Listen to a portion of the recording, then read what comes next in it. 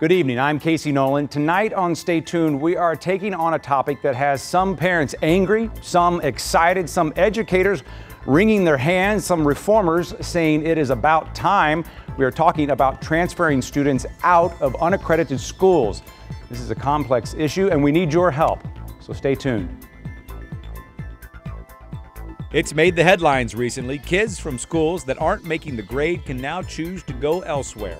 But the Supreme Court's decision to allow students from unaccredited districts to transfer with their old districts footing the bill has been met with mixed reactions. Now students and their families in the Riverview Gardens and Normandy districts are faced with a decision: stay or go.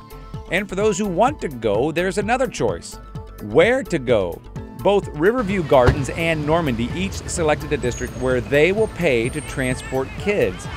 Riverview Gardens will run buses to Melville, while Normandy students will be bused to Francis Howell.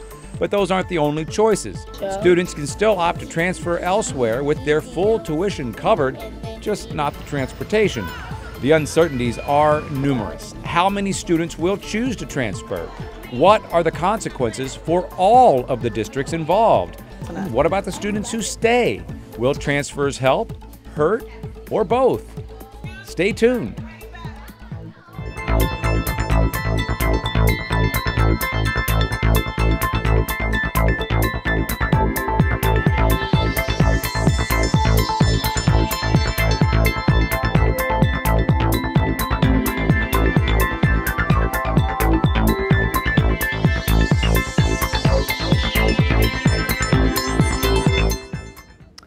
Okay, so before we talk about this complex issue, we have to understand it. And to help us do that is a man who's really going to kind of help provide the logistics for all of this transfer program. This is Don Cinti from the Cooperating School Districts of Greater St. Louis. I guess first a thumbnail sketch. That's something every educator knows about in this region, but parents and others may not. It's a cooperative, educational cooperative of 63 school districts: St. Louis Public Schools, St. Louis County, and the surrounding Missouri counties. It's about 300,000 kids that go to those schools, of which is about a third of the state. Okay, so what is this transfer program? How did we get here to where we are transferring students out of unaccredited schools in the hopes to give them a better education? Well, there's a state law that says that if you live in a district that becomes unaccredited, not go to that district, just live in the district. Just live in the district. That if it becomes unaccredited, then you can transfer to any district of your choice. And the sending district has to pay for transportation to one district. So if I live in the Riverview Gardens or the Normandy school districts, I don't have to go to those schools. My kids don't have to go to those schools, but if we live there, we can go to any school in a neighboring county that adjoins St. Louis County. St. Louis County or a neighboring county, yes, or the city for that matter. This is not a new law. No, the law has been on the books a while, and actually we've tried to change it through cooperating school districts and legislature. We weren't opposed to school choice. 60,000 kids have been part of the voluntary transfer program over the last 30 years going into county schools, so it's not as if we were opposed to it. We just thought there needed to be sort of some reasonable parameters added to the law, such as how many kids could be in a classroom and so forth. Did you think we would ever get to this point? Did the people who wrote the law think we would get to this point to where we're actually saying anyone can leave a school for another school? I clearly don't believe anybody thought we would get to this point. So why do we have this law if they didn't think it would get there? Well, it's been on the books, and we tried to change it, and the legislature just weren't able to get that done. I think probably they will now. Okay, so what are you seeing? Let's get to our current day situation. How many kids do you think are actually going to transfer? How much is that going to cost the school districts that have to pay for it? Well, about 1,000 kids so far. I keep track of this through cooperating school districts. Every day I give out report to the superintendents. So far as of the end of the day yesterday, 1,000 kids about. That's Normandy and Riverview Gardens together. Have asked to transfer to the county. I'll have to say 99,000 kids are not transferring. That's an important point I want to make sometime during this conversation. That's an important point too that I know some of the superintendents of those two districts have tried to make. This is a choice. Students do not have to transfer. But go ahead, I'm sorry. All right, and so the districts have to pay the tuition to the receiving districts, whatever their tuition is. And as of this time, we're estimating that the bill is almost $17 million. Say that again. The bill so far for 1,000 kids is? About $17 million for their tuition and also to provide transportation to Francis Howell and to Melville. Parents haven't had to make a decision on this yet. Where do you think these numbers might go? Well, these we've been monitoring it. They're registering now, going through Riverview Gardens and through Normandy, but Cooperating School District is sort of keeping track of the numbers, and they seem to increase about 100 kids a day. Okay, Don, if you would stick around, because this is something we're going to have to try to explain again. I think we'll come back to you later for some more explanation, if you will. But let's keep it moving. Let's go back to the last week. Riverview Gardens made their announcement as to where they will be providing transportation for their kids. Here on Stay Tuned, this has always been a partnership with News Channel 5, KSTK. You may not always see it, but it happens in the background. You might see it more tonight as we are relying heavily on some reports we've done over at KSTK. We're going to start with one of those right now from Riverview Gardens. Almost like a parent forced to choose a new home for a child. For those of you who are interested or are thinking about or planning to transfer, I would ask you to reconsider. In order to comply with the Missouri Supreme Court ruling, the superintendent of the unaccredited Riverview Gardens announced the district will pay tuition and transportation to the Melville district for any student who wants out of Riverview Gardens. It's been disheartening to know that some of our students will be transferring into other school districts because we don't want to lose any of our children. He says the decision was based on a good bang for the buck in Melville, lower cost and higher academic achievements. But the district is roughly 30 minutes away from Riverview Gardens. I don't care what the miles are. I don't care. Doesn't matter how far away it is to you. Just get her out of here. I don't know anything about Melville. They never said anything about our kids being transferred out that far. I'm not accepting that at all. What are you going to do? I'm going to take my kids to a different district. Judging by the school's Facebook page, parents in Melville don't seem happy about the news.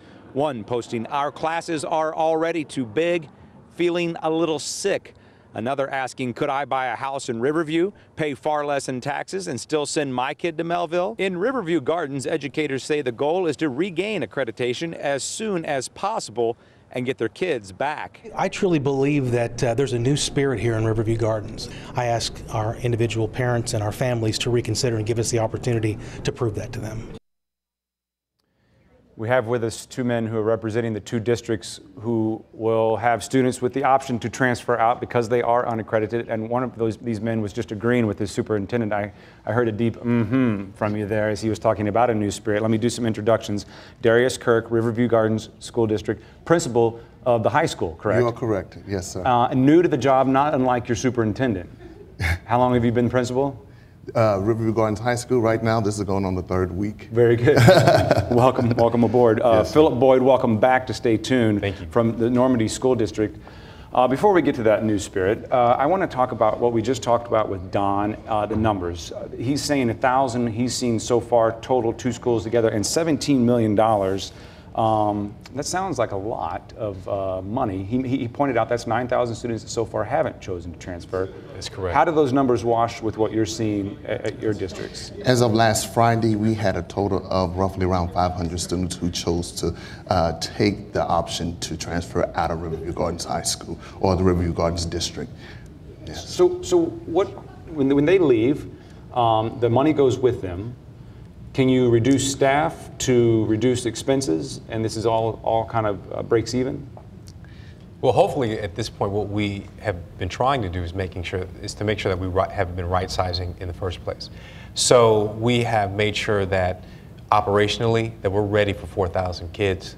We'll probably be a little bit under that because of the transfer program. But right now, we're not looking at, our posture is not to try to reduce staff at this point, because we don't want to create a situation where not only have we lost money, but we're also trying to create overcrowded classrooms. So we're going to use this as an opportunity just to continue to educate the kids that we still have in the district. And that's our job. August 19th, we're there to educate the kids that are here. That's it. August the 12th, we're ready to get started.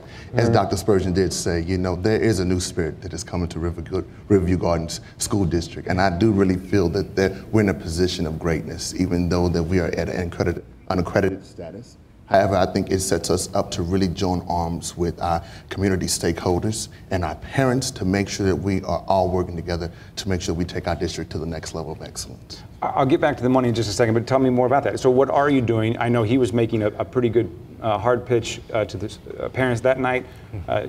Ty McNichols has done the same, your superintendent. What are you doing to convince these parents that they should stay? Why should they stay? Well, operationally, what we're doing is just concentrating on creating a sustainable culture of excellence. We're doing that by really concentrating on our STEM program. We brought in some outstanding people, many of them who either have a PhD or are working on their PhD in science education. We're bringing in a PhD level literacy expert.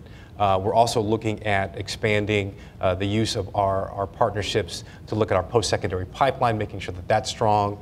We have a great partnership with an amazing organization out of New York called Mouse.org that trains students to be basically your IT specialists at the school. It also eventually gets them into the process of learning additional programming and networking.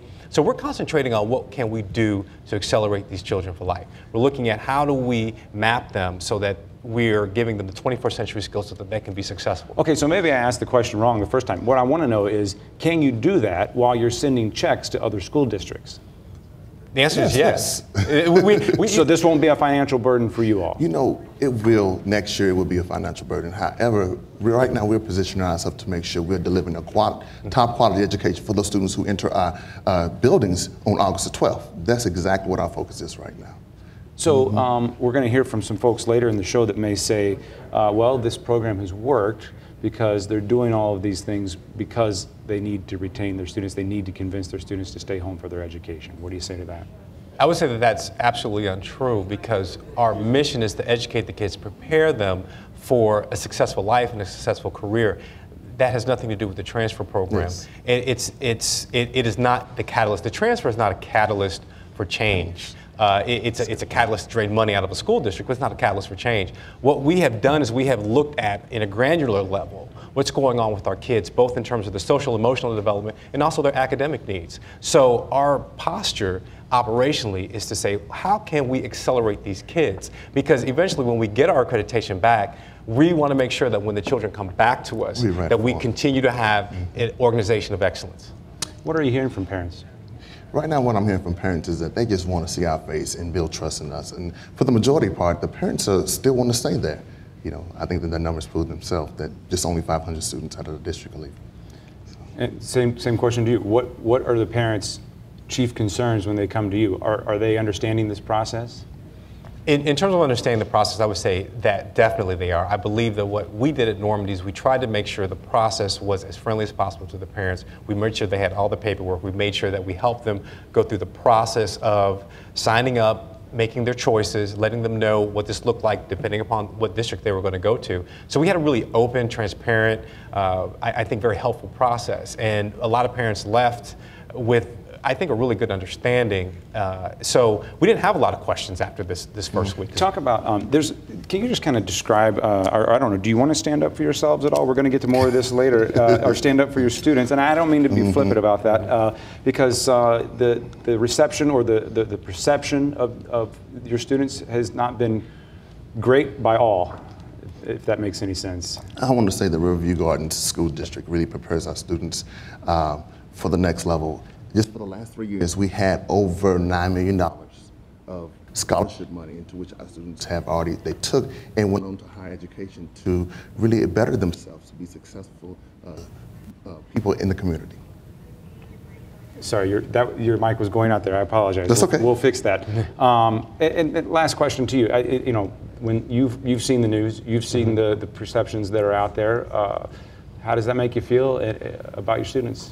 I think it's what they've done is it's been an unfair painting of the potential and the reality of who a Normandy student is.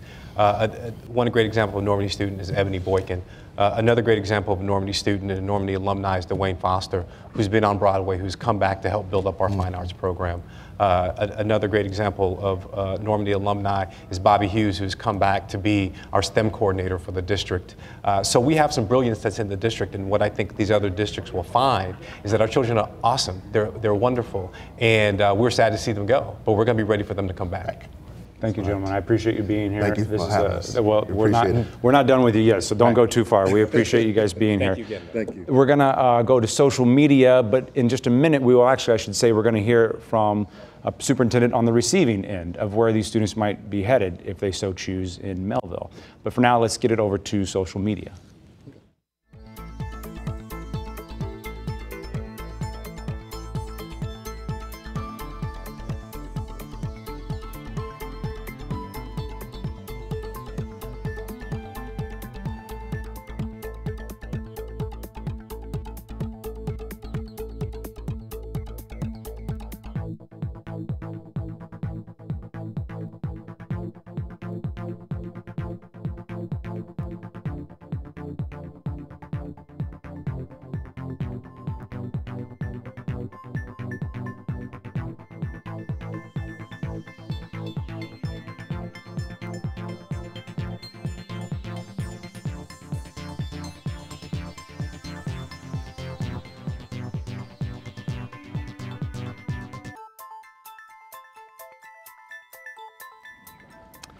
Dr. Eric Knost is the superintendent of the Melville School District, and that is the district where Riverview Gardens has said they will provide transportation to any student who wants to transfer from their school in North St. Louis County to his schools in South St. Louis County. Dr. Knost is out of town, but made the effort to be with us via Google Hangout tonight, and we are very grateful for that and for your time.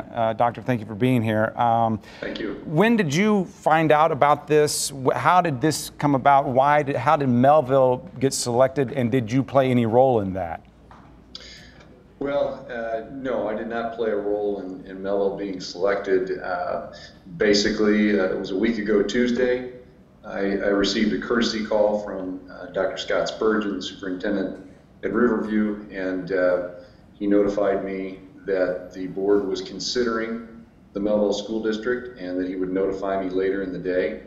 And the second call was about 6:30 that evening, and he let me know that Melville was the one they selected.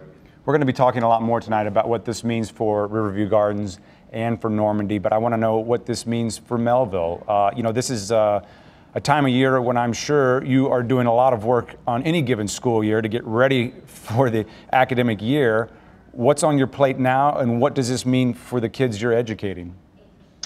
Well, absolutely. As far as the kids we're educating, I don't think anything changes. We are one of the highest performing districts in the state, and as superintendent, I don't have any plans to let that slip one bit. In fact, we're in a state of constant improvement in this district. So what changes is we are now going to be receiving some new students, and we have to figure out the logistics, the mechanics of this interpretation by the Missouri Supreme Court of a law that's been on the books for a long time, and what that looks like for us is receiving many new students potentially. I want to ask you what you think of this, but I want to, if I can, this is going to be maybe a little tricky, but I want to ask you just what you think of this, not in your current role, but just as an educator. What is your take on this solution to unaccredited schools, and what do you think? And what do you think it'll mean for kids overall? Not as the superintendent of the receiving end, but just overall.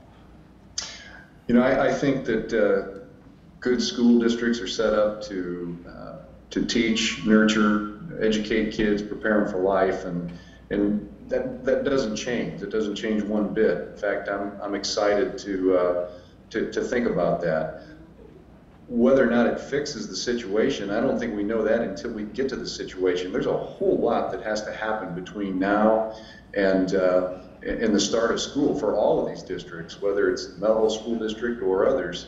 And I was intrigued by what the gentlemen from the other districts were stating. I appreciate their positive stance. Financially, I'm not sure I understand it. When Don Senti talks about those numbers and how that is growing daily, the amount of money that has to leave their districts to come to ours, the logistics of transportation, I think there's a whole lot that has to happen. And you know, there has not been an instruction manual. We've been figuring this out on our own. So, you know, not to mention the fact that we don't have the ability to accommodate all of the students that have requested transfers to Melville. We're making a great effort to identify all the seats that we do have that do not compromise our efforts at class size. And I think that'll be a decent amount of help that we can provide, but it will leave a lot of kids not able to transfer to our district. I've seen that you've said that you plan to meet with every family of every student that does transfer. I'm curious what you're hearing from the parents of students that you already have. I've seen the Facebook page for Melville School District, and some parents are not happy, not all, not across the board, but certainly some are very concerned about what this will mean for their kids. What are you hearing from parents, and what are you telling those that are concerned? Well, first of all, I'm hearing more positive than I am negative, and I think we have to realize that this is emotional. It's emotional for a lot of folks. It's emotional for parents that want to send their students. It's emotional for districts that think about receiving students. We've been actively participating in the voluntary transfer program, bringing minority students from the city of St. Louis for a number of years, and we've had a lot of success with that in recent years. Those kids are our kids.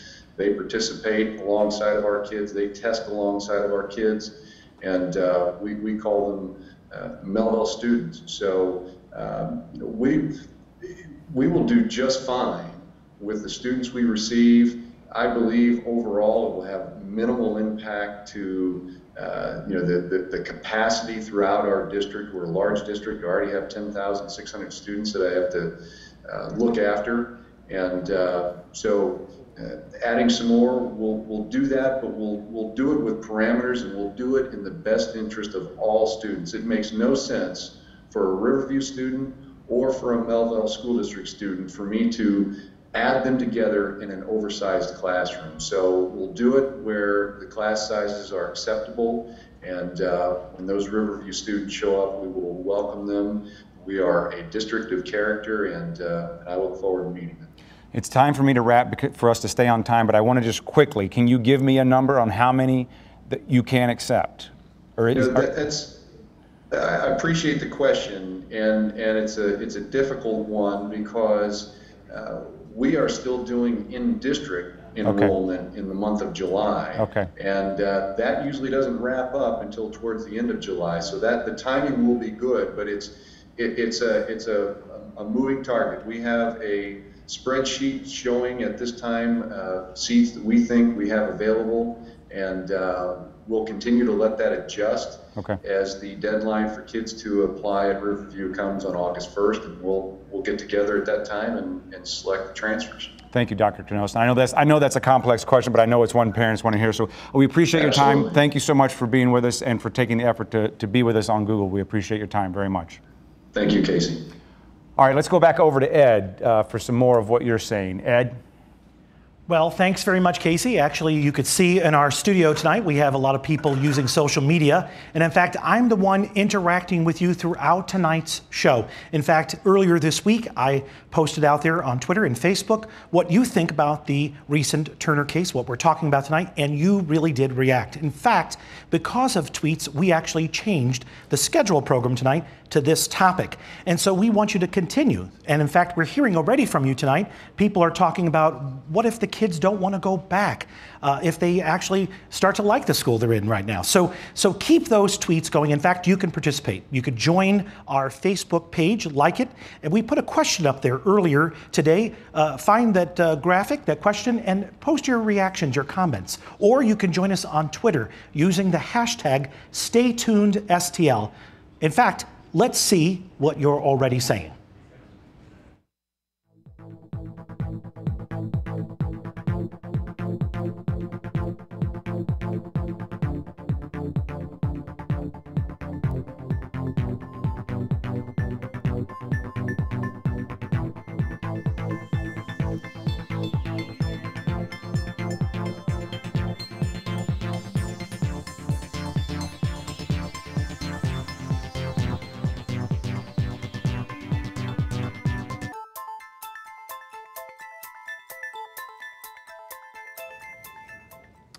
Okay, we're going to try to talk some solutions here and kind of break down whether we think this solution is the right one with some folks who are passionate and professional about education. Let me do some introductions, starting here with John Pierre Mitchum from the Rockwood School District. Thank you for being here. Robin Wabi with the City of St. Louis, the Education Advisor for Mayor Slay. Thank you for being here. Prolific on Twitter as well. And Barrett Taylor, a regular on the show, but also, as we've mentioned before, you do work for the St. Louis Public School System. So you guys were actually, I kind of interrupted a conversation there, but I want to know, people, it's their job. These are genuinely positive people who care about kids. Am I too pessimistic? What do you make of this transfer program and what it may mean for students, for the districts that are involved? Well, the conversation that we've been having is, how can kids get a quality education, no matter where it is? So if a student is in a failing district or a district that is not, meeting these kids' needs, how do we get them a quality education? Yeah. That's actually, that's got to be the first and only question that we have to have in our minds here. Leaving children in failing districts should not ever be an option. Yes, we want to make sure that kids have a great school where they live. I think we all agree that's part of what most parents want. But in the meantime, we have to assure that there are options for families. Right now, one of the options is a transfer program. Remember, families with means always have options. They've been moving. So what we want to make sure is that children who may not have those options before, either through a transfer program or in the City of St. Louis, we're looking at other options like charter schools. There's virtual schools as a possible option. There's scholarship programs too. So there are options out here. We shouldn't try to prioritize and say there's only one, and once we seek one, that's the only one we're going to use. For many communities, they're going to have to look at a portfolio of these options. I think for me, I think the conversation is to look at the community as a whole. How do we as a community collaborate and provide this reality for our families so that no matter where they live, no matter what school they go to, they can have access to a quality education. I believe that quality schools can transform communities, especially when the school is responsive to the particular needs of that community. So I agree wholeheartedly. It is an issue of not just equity, but quality for our families. And you have some experience in this. You work with the VIC program, as we know it, the Voluntary Interdistrict Choice Corporation, if I believe I got that right. How will this be, are there lessons we've learned there that can be applied? Will it be different? Will it be similar?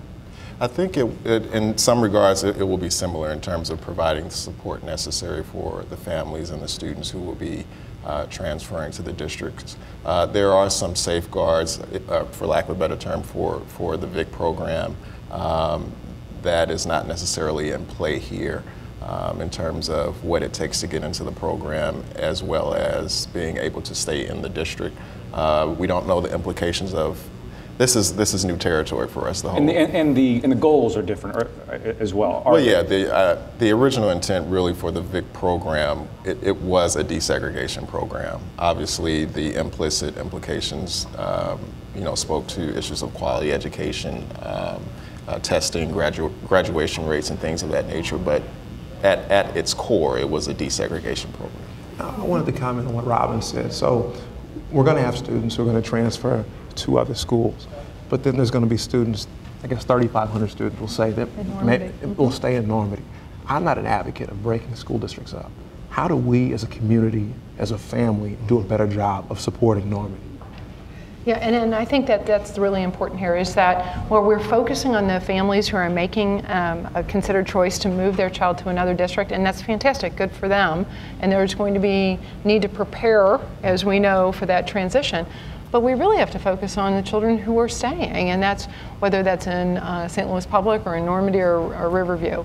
Can we do that while they are transferring their children out? Absolutely. Am I wrong to think that $17 million out of two schools whose budgets are roughly $50 million each, is that a big deal? Do you think yes or no? Well, I think what we have to do is we have to look at, that's one side of the ledger, right? And I think that you have to look at what's the cost of not providing quality education. We have these huge societal costs all the time. But I think, you have the talent of the leadership of the Normandy district. You have a new, passionate superintendent. This is an opportunity for him to actually stop and say, we're going to do things differently. If I was in his shoes, I would be turning to our state commissioner and saying, send in the cavalry. I want the best finance people to come into this district and help me work through this budget. I'd be looking at alternatives to the uses of my building. I'd be looking at bringing in things like digital education, online learning through the cooperating school district that's high quality and low cost. So, and then I'd be really reaching out to those parents who made a choice to stay and say, what are you needing? Are you needing after school programs? I'd be turning to wonderful programs like Beyond Housing, and how do we make sure that the housing component and early childhood and social services are all aligned to the kids and the needs in that district. I'm really optimistic about what this conversation is allowing us to get to, which is it really is about quality. Whether you attend a district outside of your neighborhood or you attend one in your backyard, how do we make sure every kid gets a quality ed? It's always good to leave it on a positive note. And a little bit of that support may have been seen just last night, actually. I was working a story for Channel 5 in the Normandy district when some parents from Francis Howell showed up. We've all heard the news and read the news of some reaction that wasn't particularly positive. This is a piece that turned out a little bit differently. Yet another St. Louis area school board meeting with higher than normal attendance. Most of our students don't fit the description of what's being portrayed. I mean, we have our challenges and issues just like any other district has, but our kids aren't all walking around with weapons and guns and doing things that are portrayed on that. Wednesday night, details and deadlines for the program took a backseat to emotions. Normandy parents fearful of how the Francis Howell district might receive their kids after a meeting there last week where parents expressed concerns about bad grades, guns, and drugs coming from Normandy. But you go into a school district that don't want you based on stereotypes and prejudice and racism.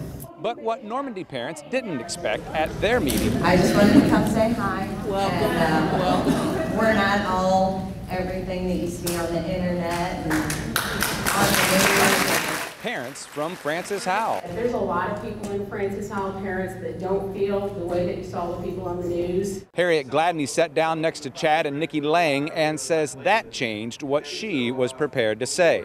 To go ahead and pull out your water hoses and your dogs, because that's how it sounds. We're here to let these parents know that what they seen at the last meeting is not the views and of every parent out there. If there's anything that I can do to better your transition, I'm here, because that's only going to do better for our future. These are our children, our future. So that eased my conscience, it really made my heart feel better.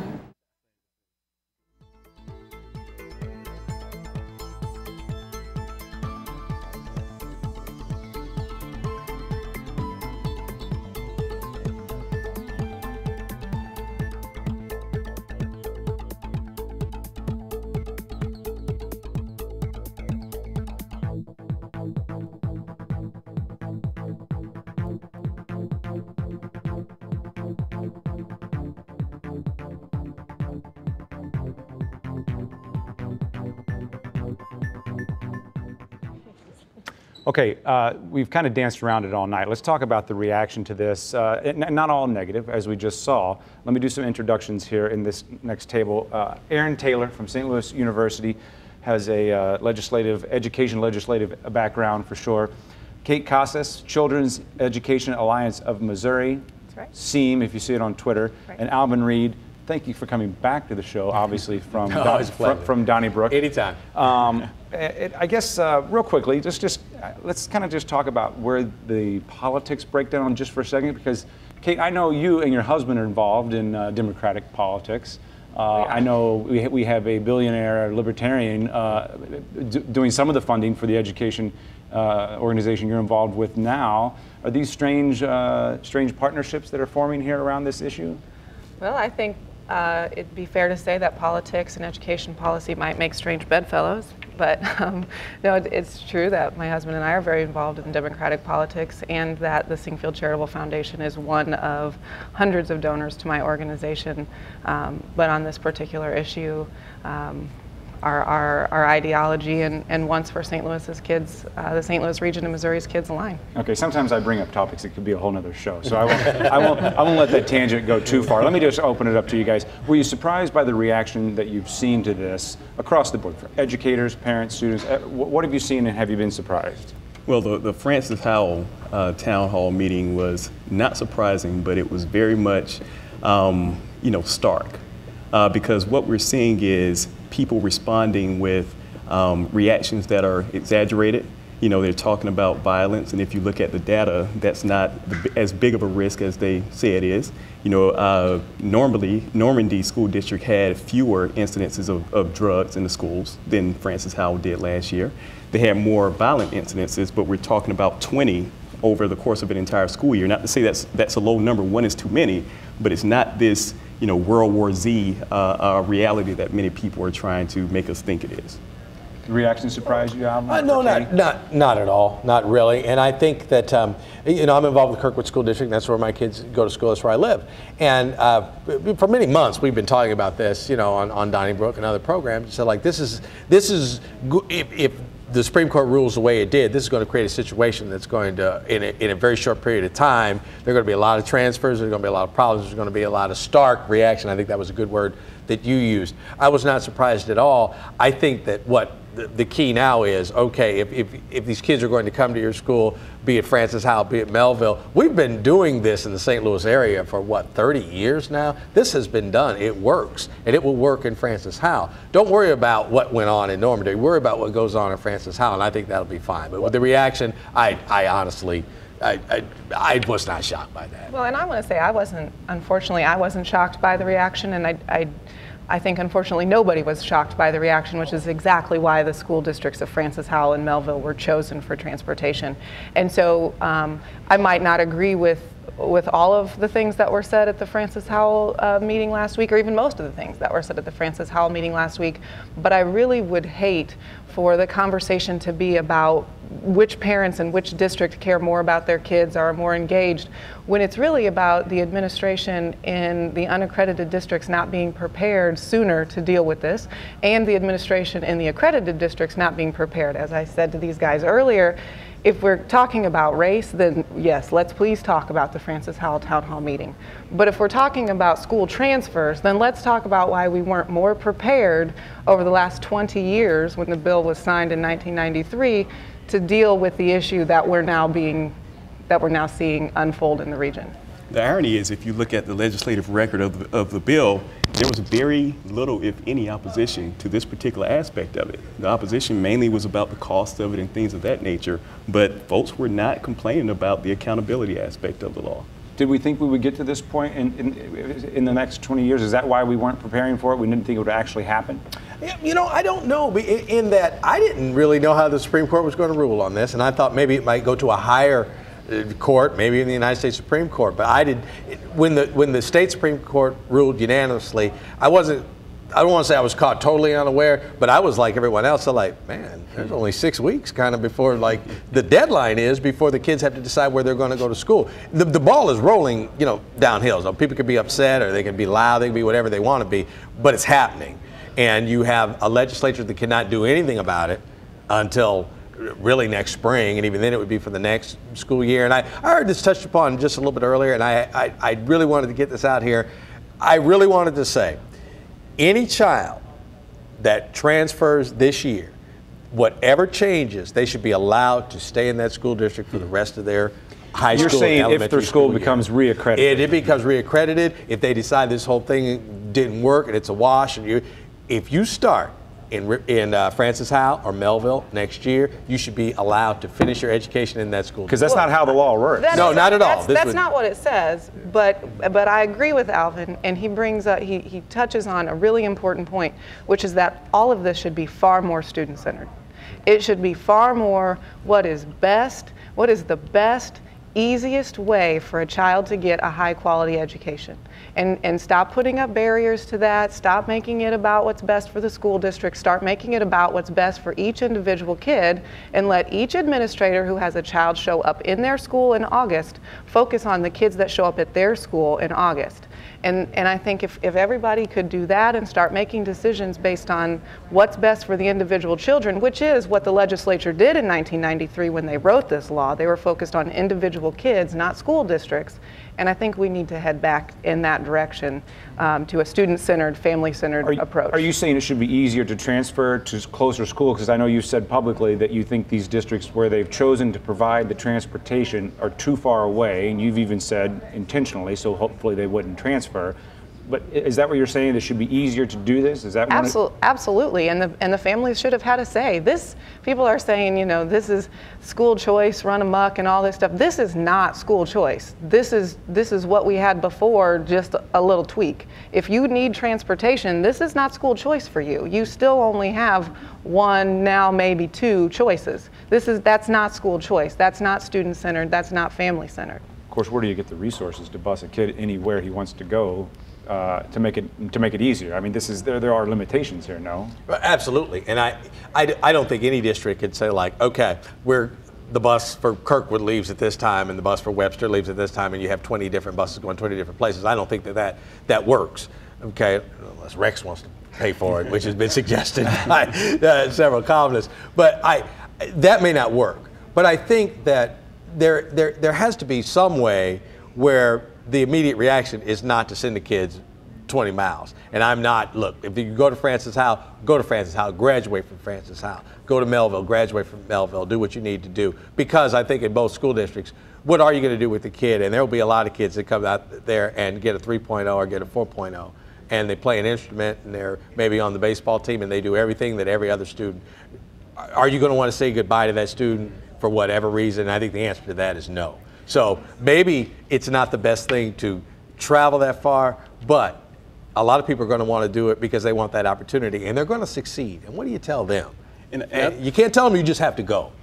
I think that's a point that's getting lost in all this, the manner in which these receiving districts will benefit from the students that come to them, because many of these students will be excellent students. They'll excel in the classroom on these tests, you know, extracurricularly, and so these school districts will benefit from the increased diversity as well as the performance. Let's leave it there, and that's an excellent segue, what you guys just started talking about, because we do need to move this show to be more student-centered, and that's what we're going to do now. Starting off with a piece, two more from Channel 5. One voice you may recognize, another one will be Elizabeth Matthews from KSTK talking to students. Change can be hard. If you change schools, like, you're always the new kid and always the one to get picked on, especially if you're a smart new kid. You always get picked on first. And in light of a Missouri Supreme Court ruling, parents in the unaccredited Riverview Gardens School District say change has been hard for them, too. We really need to know what's going on. Melissa and Ray Seymour were one of dozens of parents that showed up Monday night hoping to get some guidance on how to take advantage of their recently upheld right to transfer their children to neighboring schools, with Riverview Gardens paying for tuition and transportation. I don't want to be stuck at Riverview. That's just how I sum it up. I think that we should have the best education that we need to get to succeed in college. That's how I feel. They don't want to be there. Why would they want to be there? They would probably just think we're a bunch of like snobby little rich kids. Why would they want to go? Says Taylor Manuel about Normandy students transferring in, which has made Taylor's mom want to send Taylor elsewhere. Some students I spoke to have two major issues with Normandy students being able to transfer in: safety and reputation. Derek Wilson says his district now has some of the best ACT scores. Now with all their grades getting mixed in there, it's going to bring them down a lot. And on the other side of the spectrum, some students, like class president Eric Lee, says, let's play nice. Especially at the meeting, they did not get a good impression. We did not really make them feel welcome. If we treat them with hostility, then they'll treat us the same way, and that's what's going to lead to problems. I think the way that we can make sure that no behavioral issues arise or any other sort of problems would be to just be very welcoming and make all the new students feel like they're a part of our community.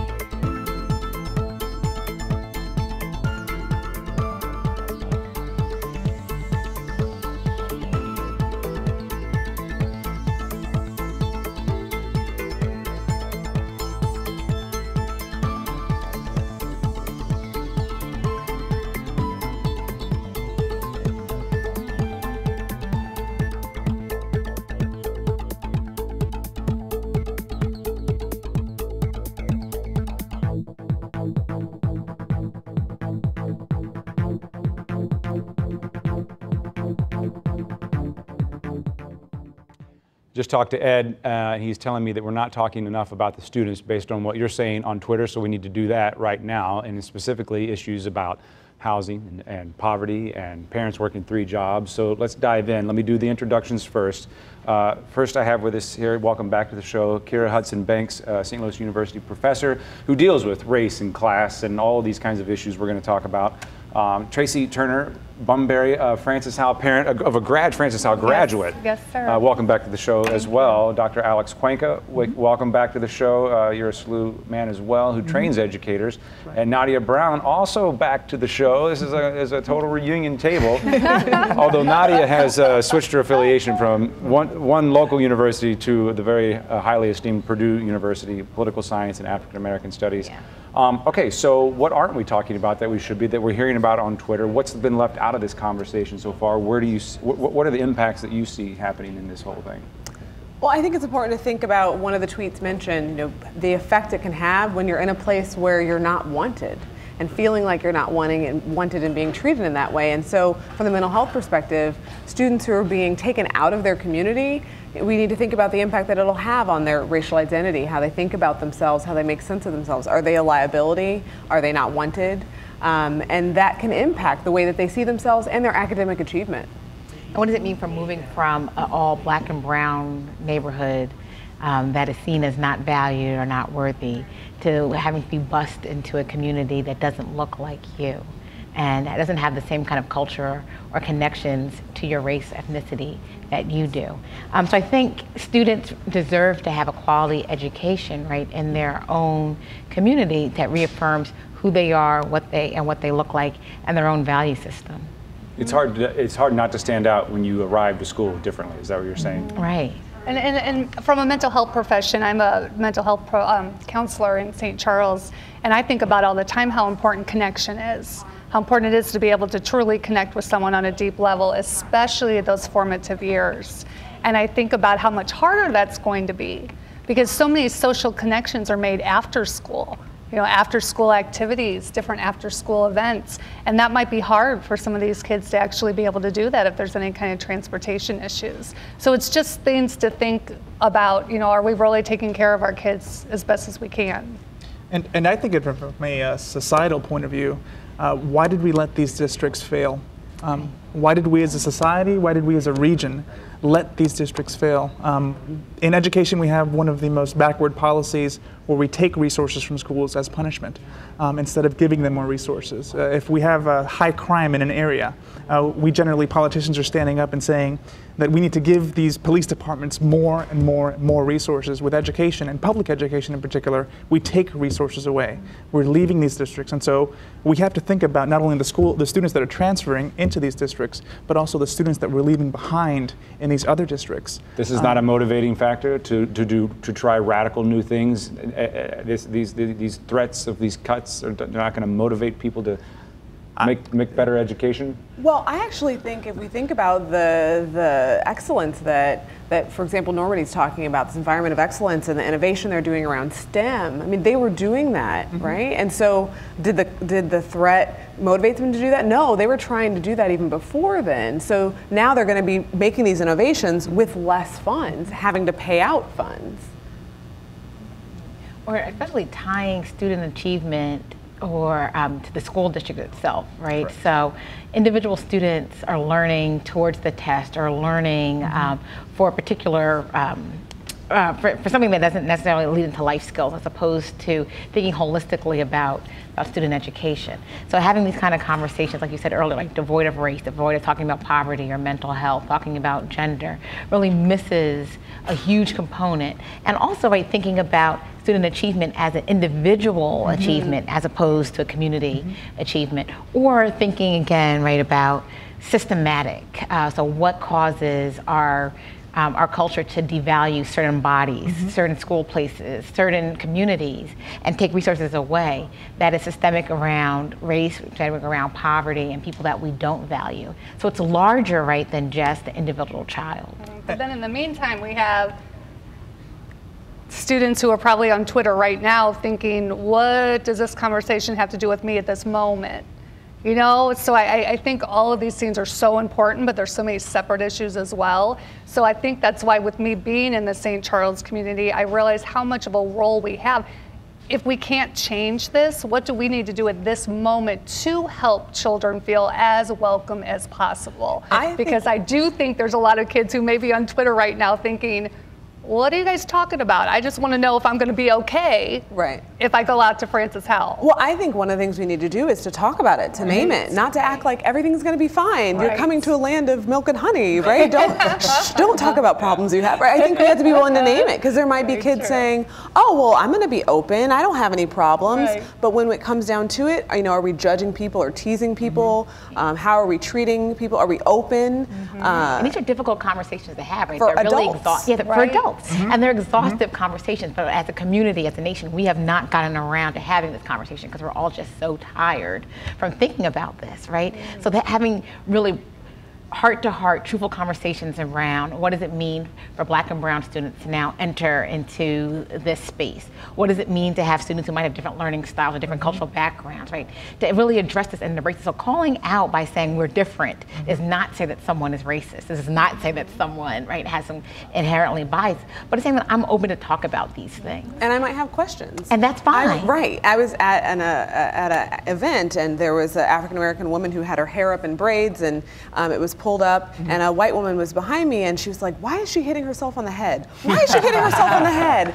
And you know, she was talking out loud. And I said, if you're African-American and you have your hair up in braids, or if you have weave, you can't quite get to the edge. So if you had a mosquito bite, you might tap it, right? And she was like, thank you so much for sharing with me, right? But had she not, she wasn't really asking me, she was talking out loud, right? But those sorts of conversations, there are going to be things you're going to encounter that you're not familiar with. It reminds me of the cast. I'm sorry, let's go to skip Tracy the last word because well, I just want to know, what do you think, how all we're talking about, you brought it up, what's different for the kids? What are the action items, if you will, for the kids who are going to be actually living this out?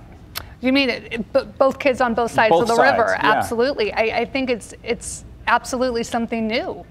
You know, I don't think any of the kids have experienced this before. I do have to say, having been a former school district professional for quite a few years, I have quite a few friends who are teachers and administrators in the Francis Howell School District, and they are ready to listen and do whatever they can to support any of the kids who are coming. But dialogue, I think dialogue's the big part of it. Save it for the post show, because I'm running this out of time. I'm terrible with time. I apologize. We're going to go back to social media. I'm so sorry. I'm so sorry.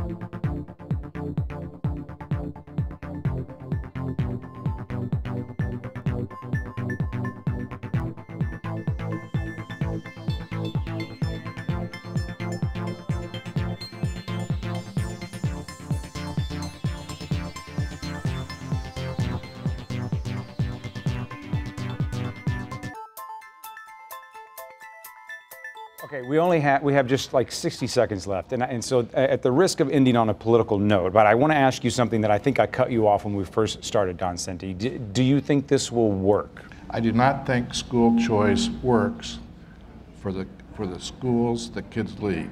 Americans are kind of hardwired to think that choice causes the market and Adam Smith's invisible hand to make the schools better. But for the kids that leave, it's great. For the kids that are left behind, the 9,000 kids in this case that are left behind, it does not make school choice, does not improve schools. Let me squeeze in one more quickly, and this is something I've heard from educators. Are we testing these kids the wrong way in terms of trying to get them to pass this Missouri test, or should there be a way to determine the progress individual kids have made? I think the assessment system in the country is changing to a growth model where kids are going to be kids, and school districts and superintendents and school boards are going to be judged on how much kids grow, rather than where they appear in a bell-shaped curve, which is largely determined by the demographics. And then, of course, that all leads back to whether or not a school is accredited if these tests are showing progress. Okay, Don, thank you very much. And that's just a warm-up for our post-show. We've got a lot more to talk about that we weren't able to get to here tonight. But for now, for Ed, Reggie, and all of our guests, thank you so much for being with us. And until next time, stay tuned. This program is part of American Graduate. Let's make it happen. A public media initiative made possible by the Corporation for Public Broadcasting.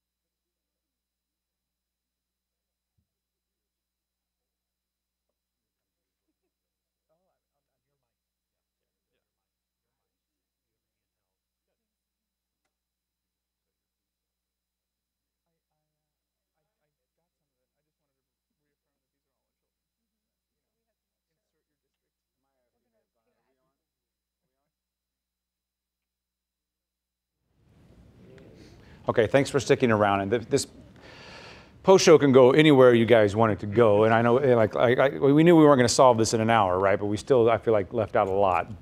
So it can go wherever you want. But before you do that, I want to just kind of take it for a second in the interest of going back to what, Ed, you were seeing on social media, talking about the kids, and we kind of cut Dr. Cuenca off.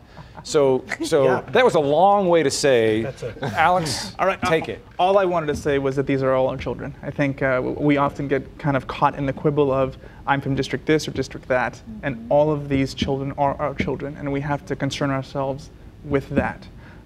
And that's a philosophy that we've got to take, and that's the philosophy that we've got to kind of run with and move with our education system. Alex, where do you... Hold your mic up, sorry. Where are you a professor at? St. Louis University. So the one thing I was telling Robin is that we don't hold colleges accountable for creating an ineffective product. When are colleges going to get on board with changing what's going on? It's like every year after year after year, kids graduate and they don't even know how to teach. Mm-hmm. We need to make colleges more accountable. Where's that dialogue? Sorry, I didn't mean to take that away It's from okay. you. I thought his wasn't working. I think, and maybe Don or Mr. Boyd. Philip Boyd.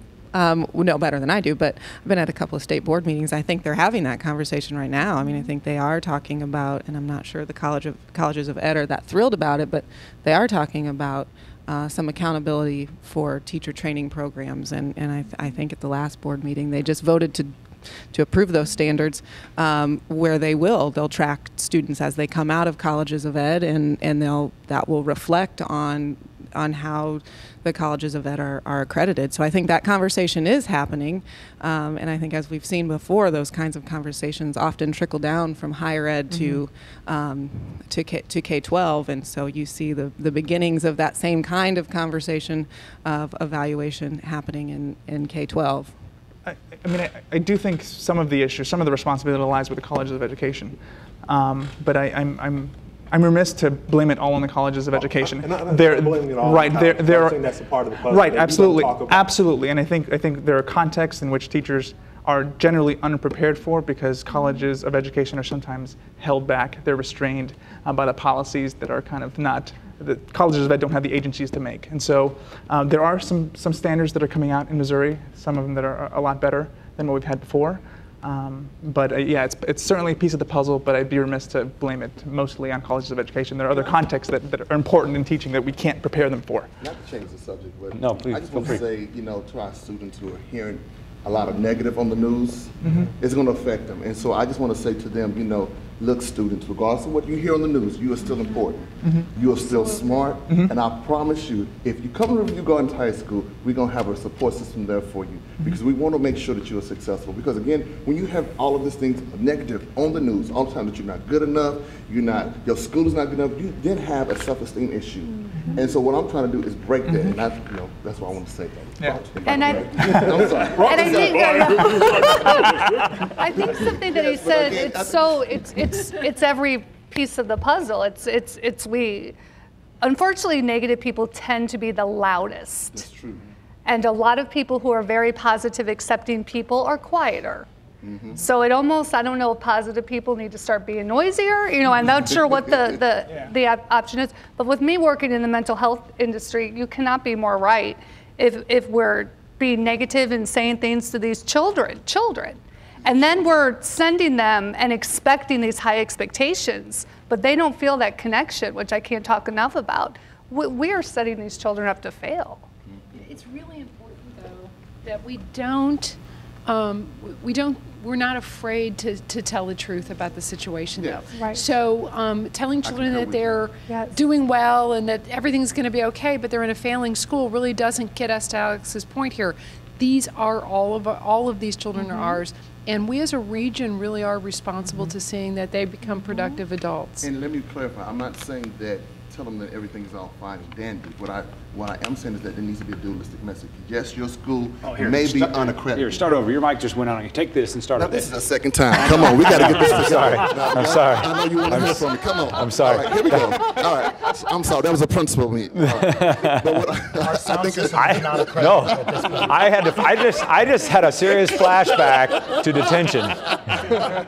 But what I was saying, though, I think it needs to be a dual message. Yes, your school system may be unaccredited. However, you are important. And I think that's what needs to happen. So. But also, I think when we talk about failing schools, one of the problems is that we don't get to the granular details of what that means. We just say, oh, well, the school's failing. But I'm like, you can actually really dig down and understand what the dysfunctions are in the school. And like sometimes when we start talking about school reform, some of the answers that are given about what we need to do to turn around really don't speak to like the holistic needs of that child, the connection of community to that child. It's like, well, what's the flavor of the month to get people moving and going? But I'm just like, okay, so is your theory, basically, like the discussion we were having, like, I think that's a very incomplete theory of change. If we really want to talk about positive places for communities, there's a strong connection between what's going on with school districts, what's going on with the workforce, what's going on with issues around teen pregnancy, what's going on with issues of violence. I mean, all this stuff is connected, and to say, it doesn't matter, we'll just move them to another school district. I'm just like, oh,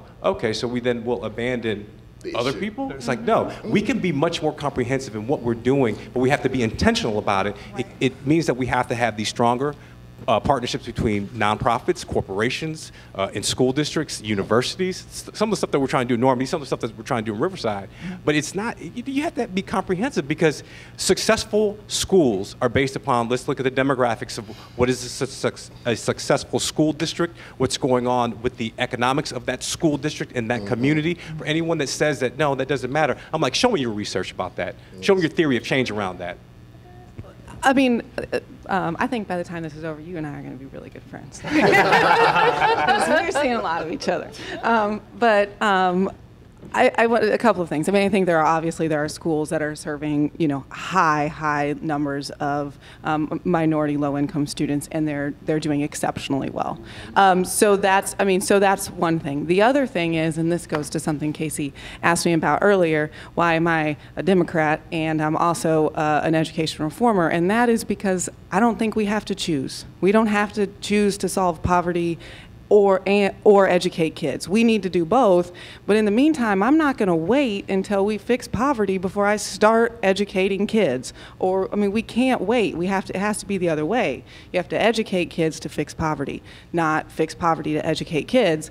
And I know that we probably all can nod our heads and agree with that, and then we'll go back and try to do that different ways, and that's good. That's what makes this a good conversation. But that's where I'm coming from on this. We're going to have to get more stick mics. Everyone's jumping in. One of the points I think that is getting lost in this discussion is that not every child in a failing school is a failing student. Absolutely. That's right. And that's what the point that one of the parents made at the at one of the town meetings, and it cuts both ways. That means that you have students in the so-called failing schools who are doing very well. We're going to be very successful people getting a great education, but then also it means that the kids that are leaving are not all troublemakers, are not all going to make your school dangerous and all these other things. So I think that's one thing we have to look at. The titles are relevant and they have real world consequences, but the individual student is what matters. But thinking somehow, I think our system is failing us here.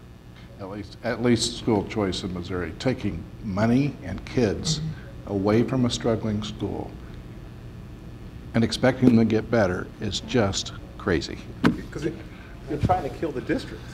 Yeah. Essentially, you're trying to say, we don't want this district to survive. Because remember, I think we were having this conversation. In Riverview and in Normandy, there are good teachers. There are great principals. So we have those pieces. So how do we support those pieces instead of breaking them apart? And that's essentially what's happening. We had a conversation about 6 months ago about Wellston. You broke Wellston up. You sent it to Normandy. And now you're trying to break Normandy up. How do you support people? Well, and I think there's a problem here where who's the customer, right? So is our job to make sure that school systems survive, or is our job to make sure that children get high quality education, right? And so I think that's where the rub is. Are school systems the best tool for the job anymore? And I think that's challenging us. It's the box that we've had for 150 years, and maybe it's not fitting what today's needs are. But I would say the thing about the Wellston issue is to expect that we're going to change the name on the stationery and all of a sudden everything's going to be better is wrong. And so when we knew that everybody knew what was going on with Wellston, and so to simply just absorb the school within the district and not do the interventions necessary to assure that children had remedial education, that the safety security issues, the high quality educators were recruited, that the social services were aligned to the needs. The failure wasn't absorbing the district into Normandy. The failure was not doing anything else. So whose fault is that? The grown-ups. And so we can't have the kids pay for that failure. And another thing with school choice, a lot of people talk about the KIPP schools, which I think are very admirable. But if we look at the KIPP model, longer school day, mandatory Saturday classes, and then extended school year. And if we look at the funding for that that's coming from the state, we are doing the exact opposite of what people say. Well, look, these are great schools and they serve minority kids. But if you look at KIPP Inspire right now, if you look at KIPP Inspire in the city, what is their schedule? How many long extended school day, Saturday and extended How many school year. special needs kids? I promise we did not mean to turn this into a game show with all the Good point. Look at KIPP. I'm cool. I'm just going to lay it right here. Oh, yes. Look at so what type of kids? So you look at the kids that KIPP recruits. Do they recruit special needs kids? Yes. What are the numbers? The same as that they mirror the St. Louis Public Schools. And here's the thing about it: not only is there nothing that's going on at KIPP that can't go in any public school in the state of Missouri, but they have a relentless focus on quality. They're not going to hire a school leader that isn't top notch. They're not going to put a teacher in a classroom that isn't top and unsupported. They're going to make sure they support those folks. And they make sure that they do everything necessary, no excuses, to make sure that that child succeeds. So it's a culture. It isn't about money. Okay. It is about time, though. It is about time. Well, I'm not tasked Wait, hang on. You guys are friends. Last word here, because we've gone over our allotted time. We were paying extra for the stream, so last word to Philip, and I have to take the mics back from you. Okay. So last word is I think everyone around this table is passionate about kids, and I think that collectively we could figure out a better way to make sure our kids are educated, that they're safe, and that they grow into really productive adults for our society.